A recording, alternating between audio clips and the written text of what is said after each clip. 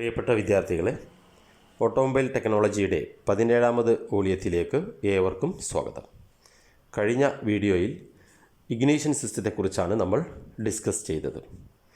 ഈ വീഡിയോയിൽ ലൈറ്റിംഗ് സിസ്റ്റത്തിൻ്റെ കുറച്ച് എക്യുപ്മെൻറ്റ്സുകളെക്കുറിച്ചും ഇഗ്നിഷൻ സിസ്റ്റത്തിൻ്റെ അഡ്വാൻസ്ഡ് സിസ്റ്റത്തെക്കുറിച്ചും എമിഷൻ കൺട്രോൾ സിസ്റ്റത്തെക്കുറിച്ചുമാണ് പ്രതിപാദിക്കാൻ ഉദ്ദേശിക്കുന്നത്. നിങ്ങളെല്ലാവരും സ്കൂളിൽ പോകുന്നുണ്ടാവുമെന്നും കാര്യങ്ങൾ കുറച്ചുകൂടി നേരിട്ട് അധ്യാപകരോട് ഡിസ്കസ് ചെയ്യുന്നുണ്ടാകുമെന്നുള്ള പ്രതീക്ഷയിൽ ഇവിടെ കാര്യങ്ങൾ വളരെ ചുരുക്കിയാണ് ഞാൻ വിവരിക്കുന്നത്. ആദ്യമായി നമുക്ക് ഇലക്ട്രിക്കൽ എക്യുപ്മെൻറ്റ്സിലേക്ക് കടക്കാം. ഇത് ഒരു വിൻഡ് സ്ക്രീൻ വൈപ്പർ മെക്കാനിസത്തിൻ്റെ ചിത്രമാണ്. മഴ പെയ്യുമ്പോൾ നമ്മൾ വൈപ്പർ പ്രവർത്തിപ്പിക്കാറുണ്ടല്ലോ, അതെങ്ങനെയാണ് പ്രവർത്തിക്കുന്നതെന്ന് നോക്കാം. ഇതിൻ്റെ കൺസ്ട്രക്ഷൻ എങ്ങനെയാണെന്ന് നോക്കാം. ഇതിനകത്ത് ഒരു ഇലക്ട്രിക് മോട്ടോറിൽ നിന്നൊരു ഷാഫ്റ്റ്, ആർമേച്ചർ ഷാഫ്റ്റ് എന്ന് അടയാളപ്പെടുത്തിയിരിക്കുന്നു എ. ദെൻ ബി എന്നുള്ളത് വീലാണ്. ഈ ആർമേച്ചർ ഷാഫ്റ്റും ബിയും വേർമാൻ വീൽ ടൈപ്പാണ്. ഈ ബിയിന് ചുറ്റുഭാഗത്തും ടീത്തുകളുണ്ട്. ഈ വീലിൽ നിന്ന് റോഡ് ഡി സെക്ടർ ഇയുമായിട്ട് കണക്ട് ചെയ്തിരിക്കുന്നു. അതിൻ്റെ ടീത്തുകൾ പിനിയൻ എഫുമായിട്ട് മെഷിങ്ങിലാണ്. ഈ പിനിയനിലാണ് നമ്മൾ വൈപ്പർ ബ്ലേഡ് ഫിക്സ് ചെയ്തിരിക്കുന്നത്. നമ്മുടെ ഗ്ലാസ് ക്ലീൻ ചെയ്യുന്നതിന് വേണ്ടി ഈ വൈപ്പർ ഓസിലേറ്റ് ചെയ്യിക്കുക എന്നുള്ളതാണ് നമ്മുടെ ലക്ഷ്യം. എങ്ങനെയാണെന്ന് നോക്കാം. മോട്ടോർ പ്രവർത്തിപ്പിക്കുമ്പോൾ ആർമേച്ചർ ഷാഫ്റ്റ് കറങ്ങുന്നത് കൊണ്ട് വീല് ബിയും റൊട്ടേറ്റ് ചെയ്യുന്നു. ഇത് റോഡ് ഡിയെ വെർട്ടിക്കൽ പൊസിഷനിൽ, അതായത് മുകളിലോട്ടും താഴോട്ടും ചലിപ്പിച്ച് സെക്ടർ ഇയെ ഓസിലേറ്റ് ചെയ്യിക്കുന്നു. സെക്ടർ ഇയുടെ ഇടത്തെ അറ്റം ജിയിൽ പിവറ്റ് ചെയ്തിരിക്കുന്നത് ശ്രദ്ധിച്ചിരിക്കുമല്ലോ. ഈ പിനിയൻ എഫിനെ ചലിപ്പിച്ച് വൈപ്പർ ബ്ലേഡിനെ ഓസിലേറ്റ് ചെയ്യുന്നു. വാഹനത്തിൻ്റെ വേഗത കാണിക്കുന്നതിനാണ് സ്പീഡോമീറ്റർ ഉപയോഗിക്കുന്നത്. ഇത് കിലോമീറ്റർ പെർ അവറിലാണ് കാണിക്കുന്നത്. ഓഡോമീറ്റർ എത്ര കിലോമീറ്റർ ഓടി എന്ന് കാണിക്കുന്നതാണ്. ഒരു കീ ഉപയോഗിച്ച് എല്ലാ ഡോറുകളും ലഗേജ് കമ്പാർട്ട്മെൻറ്റ്സും ലോക്ക് ചെയ്യാനും അൺലോക്ക് ചെയ്യാനും കഴിയുന്നതാണ് സെൻട്രൽ ലോക്കിംഗ് സിസ്റ്റം. എല്ലാ ഡോറുകളിലും ഇലക്ട്രിക് മോട്ടോറും സ്വിച്ചും ഉപയോഗിച്ച് ഡോർ ഗ്ലാസുകളെ പൊക്കാനും താഴ്ത്താനും ഉപയോഗിക്കുന്നതാണ് പവർ വിൻഡോ. എയർ ബാഗ് എന്നത് വാഹനത്തിൽ ഉപയോഗിക്കുന്ന വളരെ പ്രധാനപ്പെട്ട ഒരു സേഫ്റ്റി ഡിവൈസാണ്. വാഹനം ഒരു കൊളീഷനിൽ അല്ലെങ്കിൽ എവിടെയെങ്കിലും ചെന്ന് ഇടിക്കുകയാണെങ്കിൽ എയർ ബാഗ് പെട്ടെന്ന് തന്നെ ഫില്ലാവുകയും ഉള്ളിലിരിക്കുന്ന പാസഞ്ചേഴ്സ്, ഡ്രൈവേഴ്സ് എന്നിവയെ സ്റ്റിയറിംഗ് വീല് അല്ലെങ്കിൽ ഡാഷ്ബോർഡ്, വാഹനത്തിൻ്റെ മറ്റു ഭാഗങ്ങൾ എന്നിവയിൽ ചെന്ന് ഇടിച്ച് ഉണ്ടാകുന്ന ആഘാതത്തെ തടയുന്നു. അതുകൊണ്ട് തന്നെ ഒന്നിൽ കൂടുതൽ എയർ ബാഗുകൾ പുതിയ വാഹനങ്ങളിൽ ഉപയോഗിക്കുന്നു. സ്റ്റിയറിംഗ് വീലിൻ്റെ സെൻട്രൽ ഭാഗം, ഡാഷ്ബോർഡ്, ഡോർ സൈഡുകൾ തുടങ്ങിയ ഭാഗങ്ങളിലെല്ലാം എയർ ബാഗുകൾ ഫിറ്റ് ചെയ്യുന്നുണ്ട്. ആക്സിഡൻറ്റ് ഉണ്ടായാൽ 20 മില്ലി സെക്കൻഡ് കൊണ്ട് തന്നെ ഈ എയർ ബാഗുകൾ ഓപ്പൺ ആവും. അതായത് ഒരു സെക്കൻഡിനെ 1000 ഭാഗമാക്കിയതിൻ്റെ 20 മില്ലി സെക്കൻഡിൽ ഇത് ഓപ്പണായി വരും. കോമൺ ആയിട്ട് ഉപയോഗിക്കുന്ന ഒരു സേഫ്റ്റി ഡിവൈസാണ്. ഒരു ആക്സിഡൻ്റ് ഉണ്ടാകുമ്പോൾ ഡ്രൈവറെയും കോ പാസഞ്ചേഴ്സിനെയും സീറ്റിൽ തന്നെ ബലമായി പിടിച്ചു നിർത്തുന്നതാണ് സീറ്റ് ബെൽറ്റുകൾ. ഇങ്ങനെ സീറ്റ് ബെൽറ്റുകൾ പിടിച്ചു നിർത്തുമ്പോൾ ഉണ്ടാകുന്ന ആഘാതം ചിലപ്പോൾ വാരിയെല്ലുകളൊക്കെ പൊട്ടിപ്പോകാൻ സാധ്യതയുണ്ട് പെട്ടെന്നുള്ള ഇമ്പാക്റ്റിൽ. അത് ഒഴിവാക്കാനാണ് ഇതിനകത്ത് പ്രീ ടെൻഷനർ എന്ന് പറയുന്ന ഒരു സിസ്റ്റം കൂടെ ഘടിപ്പിച്ചിട്ടുള്ളത്. അതായത് ചെറിയ രീതിയിൽ ഇത് ലൂസ് ചെയ്ത് നമ്മുടെ പെട്ടെന്നുണ്ടാകുന്ന ആഘാതത്തെ, സീറ്റ് ബെൽറ്റിൽ മൂലമുണ്ടാകുന്ന ആഘാതത്തെ അത് ചെറുത്ത് നിൽക്കുന്നു. ഇനി നമുക്ക് ഇലക്ട്രോണിക് ഇഗ്നിഷൻ സിസ്റ്റത്തെക്കുറിച്ച് ഡിസ്കസ് ചെയ്യാം. സാധാരണ കൺവെൻഷണൽ ബാറ്ററി കോയിൽ ഇഗ്നിഷൻ സിസ്റ്റത്തെക്കുറിച്ചൊക്കെ നിങ്ങൾ വിശദമായി പഠിച്ചതാണ്. അതുകൊണ്ട് തന്നെ ഇലക്ട്രോണിക് ഇഗ്നിഷൻ സിസ്റ്റത്തെക്കുറിച്ച് വളരെ ചുരുക്കി ഞാൻ ഇതിനകത്ത് വിവരിക്കാം. ഇലക്ട്രോണിക് ഇഗ്നിഷൻ സിസ്റ്റം പ്രധാനമായും 4 തരത്തിലാണുള്ളത്. 1 contactless distributor type, 2 distributorless type, 3 capacitive discharge ignition, 4 coil on plug.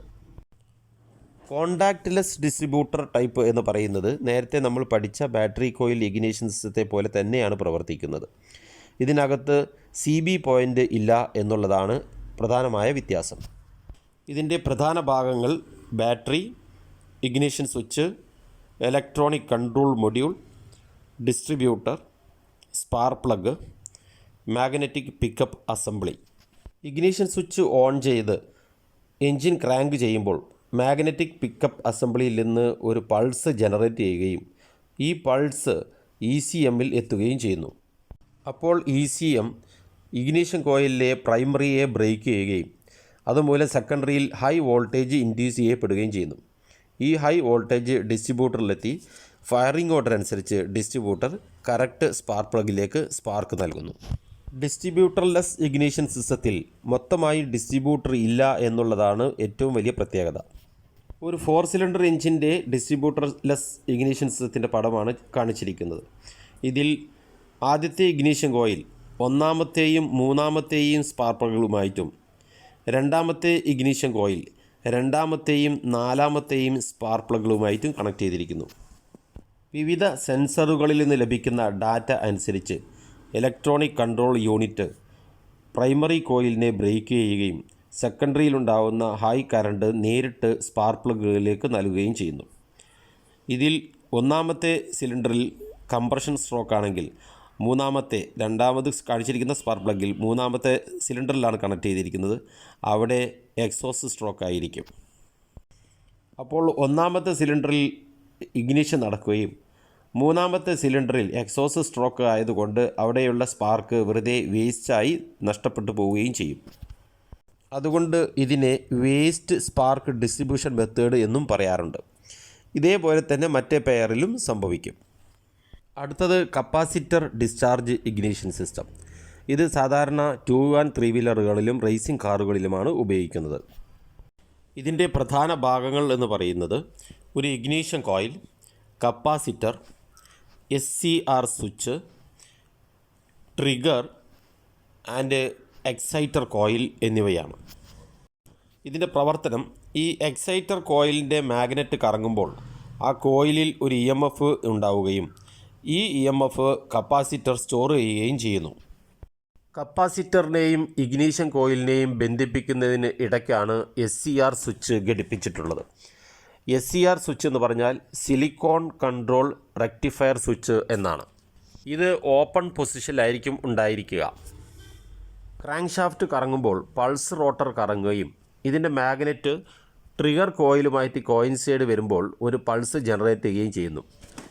ഇത് SCR സ്വിച്ചിനെ ക്ലോസ് ചെയ്യിക്കുകയും നേരത്തെ കപ്പാസിറ്ററിൽ സ്റ്റോർ ചെയ്തിരിക്കുന്ന കറണ്ട് പ്രൈമറി കോയിലിലേക്ക് പോവുകയും സെക്കൻഡറിയിൽ ഹൈ വോൾട്ടേജ് ഇൻഡ്യൂസ് ചെയ്യപ്പെടുകയും ചെയ്യുന്നു. ഇത് സ്പാർക്ക് പ്ലഗിലേക്ക് കൊടുത്ത് സ്പാർക്ക് ഉണ്ടാവുന്നു. ഇത് വളരെ മോഡേൺ ആയിട്ടുള്ള ഒരു സംവിധാനമാണ് കോയിൽ ഓൺ പ്ലഗ്. ഇതിൽ ഓരോ സ്പാർക്ക് പ്ലഗുകളിലും അതിൻ്റെ ഇഗ്നിഷൻ കോയിൽ ഉണ്ടാവും. ഒന്നിച്ച് ഒരു അസംബ്ലി ആയിട്ടാണ് ഇതുണ്ടാവുക. ECU പ്രൈമറി ബ്രേക്ക് ചെയ്യുമ്പോൾ ഓരോ സ്പാർക്ക് പ്ലഗിൻ്റെയും ഇഗ്നിഷൻ കോയിലിലെ പ്രൈമറി ബ്രേക്ക് ചെയ്യപ്പെടുകയും അതിൽ ആ സ്പാർക്ക് പ്ലഗിൽ ഹൈ വോൾട്ടേജ് ഇൻഡ്യൂസ് ചെയ്യപ്പെടുകയും അവിടെ സ്പാർക്ക് ഉണ്ടാവുകയും ചെയ്യുന്നു. ഇതിൽ വേറെ സെപ്പറേറ്റ് ഡിസ്ട്രിബ്യൂട്ടറോ ഇഗ്നിഷൻ കോയിലോ ഉണ്ടായിരിക്കുന്നതല്ല. അടുത്തത് നമുക്ക് എമിഷൻ കൺട്രോൾ സിസ്റ്റത്തെക്കുറിച്ച് ഡിസ്കസ് ചെയ്യാം. വാഹനം മൂലമുണ്ടാവുന്ന അന്തരീക്ഷ മലിനീകരണം നിയന്ത്രിക്കുന്നതിന് വേണ്ടിയാണ് എമിഷൻ കൺട്രോൾ സിസ്റ്റം ഉപയോഗിക്കുന്നത്.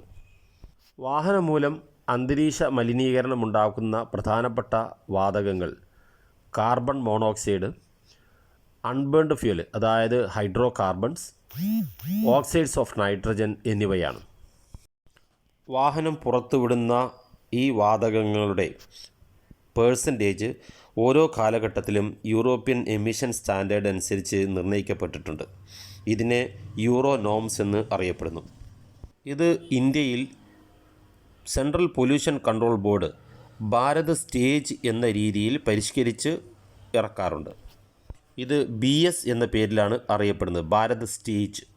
ചാർട്ടിൽ ഭാരത് സ്റ്റേജുകൾ ഇംപ്ലിമെൻറ്റ് ചെയ്യുന്ന വർഷവും അതിൻ്റെ ഓരോ വാതകങ്ങളുടെ പേഴ്സൻറ്റേജും കാണിച്ചിട്ടുണ്ട്. 2020 ഏപ്രിൽ മുതൽ രജിസ്റ്റർ ചെയ്യുന്ന എല്ലാ വാഹനങ്ങളും BS6 ഉള്ളവയായിരിക്കണം. വാഹനങ്ങളിൽ ഉപയോഗിക്കുന്ന വിവിധ തരം എമിഷൻ കൺട്രോൾ സിസ്റ്റങ്ങൾ ഏതൊക്കെയാണെന്ന് പരിശോധിക്കാം. ഒന്നാമത് positive crankcase ventilation, 2 vapour recovery system, 3 exhaust gas recirculation system, 4 air injection system, 5 catalytic converter. Positive crankcase ventilation നമുക്കറിയാം എല്ലാ എഞ്ചിനിലും ക്രാങ്ക് കേസ് വെന്റിലേറ്റ് ചെയ്യപ്പെട്ടിട്ടുണ്ട്. അല്ലെങ്കിൽ ബ്ലോ ബൈ ഗ്യാസുകൾക്ക് പുറത്തു പോവാതെ അത് എഞ്ചിൻ പാർട്സുകൾക്ക് കൊറോഷൻ ഉണ്ടാക്കാനും സാധ്യതയുണ്ട്. അതേപോലെ ക്രാങ്ക് കേസ് കംപ്രഷനും ഉണ്ടാവും. എഞ്ചിൻ്റെ കംപ്രഷൻ സമയത്ത് പിസ്റ്റണിൻ്റെയും സിലിണ്ടറിൻ്റെയും ഇടയിലൂടെ ലീക്കായി വരുന്ന അൺബേൺഡ് ഫ്യൂലുകൾ അല്ലെങ്കിൽ ഫ്യൂൽ വാപ്പേഴ്സിനെയാണ് ബ്ലോ ബൈ എന്ന് പറയുന്നത്. ഇവ അറ്റ്മോസ്ഫിയറിലേക്ക് പോയി പൊല്യൂഷൻ ഉണ്ടാക്കാൻ കാരണമാകും. ഇത് ഒഴിവാക്കാനാണ് പോസിറ്റീവ് ക്രാങ്ക് കേസ് വെന്റിലേഷൻ എന്ന സിസ്റ്റം ഉപയോഗിക്കുന്നത്. ഇത് ഒരു ക്ലോസ്ഡ് സിസ്റ്റമാണ്. പുറത്തേക്കുള്ള വെന്റിലേഷൻ പൈപ്പ് വീണ്ടും ഇൻഡക്ഷൻ മാനിഫോൾഡിലേക്ക് കണക്ട് ചെയ്യുന്നു. ചിത്രത്തിൽ കാണിച്ചിരിക്കുന്ന പോലെ എയർ ക്ലീനറിൽ നിന്ന് ഫ്രഷ് ആയിട്ടുള്ള എയർ എൻജിൻ ക്രാങ്ക് കേസിലെത്തുകയും അവ ബ്ലോ ബൈ ഗ്യാസുമായി മിക്സായി ഇൻടേക്ക് മാനിഫോൾഡിലേക്ക് പോകുന്നു. അങ്ങനെ എൻജിനിൽ എത്തുന്നു. എൻജിൻ ഐഡലിംഗ് സമയത്ത് എയറിൻ്റെ ഫ്ലോ തടയുന്നതിന് വേണ്ടി ക്രാങ്ക് കേസിൻ്റെയും ഇൻഡക്ഷൻ മാനിഫോൾഡിൻ്റെയും ഇടയിൽ ഒരു PCV വാൽവ് വെച്ചിട്ടുണ്ട്. Vapour recovery system. കാർബറേറ്ററിൻ്റെ ഫ്ലോട്ട് ചേമ്പർ, ഫ്യൂൽ ടാങ്ക് എന്നിവയിൽ നമ്മൾ എയർ വെൻറ്റ് കൊടുത്തിട്ടുണ്ട്. ഈ എയർ വെൻറ്റിലൂടെ ഫ്യൂൽ വേപ്പേഴ്സ് അറ്റ്മോസ്ഫിയറിലേക്ക് പോയി പൊല്യൂഷൻ ഉണ്ടാക്കുന്നു. ഇത് തടയുന്നതിന് വേണ്ടിയാണ് വേപ്പർ റിക്കവറി സിസ്റ്റം ഉപയോഗിക്കുന്നത്. കാർബറേറ്റർ ഫ്ലോട്ട് ചേമ്പറിൻ്റെ വെൻറ്റും ഫ്യൂൽ ടാങ്കിൻ്റെ വെൻറ്റും ഇതിനകത്തുള്ള കാർബൺ കാനിസ്റ്റർ അല്ലെങ്കിൽ ചാർക്കോൾ കാനിസ്റ്ററിലേക്ക് കണക്ട് ചെയ്തിരിക്കുന്നു. അങ്ങനെ ഈ ഫ്യൂൽ വേപ്പേഴ്സ് ഈ കാനിസ്റ്ററിൽ എത്തുന്നു. എൻജിൻ സ്റ്റാർട്ട് ചെയ്യുമ്പോൾ ഇൻടേക്ക് മാനിഫോൾഡിൻ്റെ വാക്വം കാരണം ഈ ഫ്യൂൽ വേപ്പേഴ്സ് എൻജിനിലേക്ക് പോകുന്നു. എൻജിൻ കുറച്ച് സമയം പ്രവർത്തിച്ചാൽ എൻജിൻ്റെ കമ്പസ്റ്റൻ ടെമ്പറേച്ചർ ക്രമാതീതമായി വർദ്ധിക്കുന്നു. ഇത് ഹാംഫുൾ ആയിട്ടുള്ള NOx നൈട്രജൻ ഓക്സൈഡ് പോലുള്ള ഗ്യാസുകൾ ഉൽപ്പാദിപ്പിക്കുന്നു. എൻജിൻ്റെ കമ്പസ്റ്റൻ ടെമ്പറേച്ചർ കുറയ്ക്കുന്നതിന് വേണ്ടി കുറച്ച് ബേൺഡ് ഗ്യാസസ് ഇൻടേക്ക് മാനിഫോൾഡിലേക്ക് കടത്തിവിടുന്ന ഈ ഒരു സംവിധാനത്തെയാണ് എക്സോസ്റ്റ് ഗ്യാസ് റീസർക്കുലേഷൻ സിസ്റ്റം എന്ന് പറയുന്നത്. ചിത്രത്തിൽ കാണിച്ചിരിക്കുന്ന പോലെ എക്സോസ്റ്റ് മാനിഫോൾഡിൽ നിന്ന് ഒരു ചെറിയ പൈപ്പ് ഇൻടേക്ക് മാനിഫോൾഡിലേക്ക് കണക്ട് ചെയ്യുന്നു. ഇതിലൂടെ കുറച്ച് ബേൺഡ് ഗ്യാസസ് വീണ്ടും ഇൻടേക്ക് മാനിഫോൾഡിലെത്തി എൻജിൻ്റെ കമ്പസ്റ്റൻ ടെമ്പറേച്ചർ കുറച്ച് NOx പോലുള്ള ഗ്യാസുകളുടെ ഫോർമേഷൻ തടയുന്നു. ഇതാണ് EGR സിസ്റ്റം. എക്സോസ്റ്റ് ഗ്യാസിൽ ഉണ്ടാകാൻ സാധ്യതയുള്ള കാർബൺ മോണോക്സൈഡ്, ഹൈഡ്രോ കാർബൺ അതായത് അൺബേൺഡ് ഫ്യൂൽ എന്നിവയുടെ അളവ് ഇല്ലാതാക്കുന്നതിന് വേണ്ടിയാണ് എയർ ഇഞ്ചക്ഷൻ സിസ്റ്റം ഉപയോഗിക്കുന്നത്. എക്സോസ്റ്റ് മാനിഫോൾഡിലേക്ക് ഒരു പമ്പ് ഉപയോഗിച്ച് എയറിനെ ഇഞ്ചക്റ്റ് ചെയ്യുന്നു. ഈ air carbon monoxide, hydro carbon എന്നിവയുമായി ചേർന്ന് H2O water vapours, carbon dioxide എന്നിവയായി മാറുന്നു. അങ്ങനെ പൊല്യൂഷൻ ഇല്ലാതാക്കുന്നു.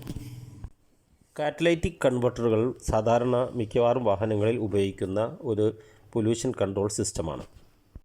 ഇത് എക്സോസ്റ്റ് സിസ്റ്റത്തിൽ സൈലൻസറിൻ്റെയും എക്സോസ്റ്റ് മാനിഫോൾഡിൻ്റെയും ഇടയിലാണ് വെച്ചിരിക്കുന്നത്.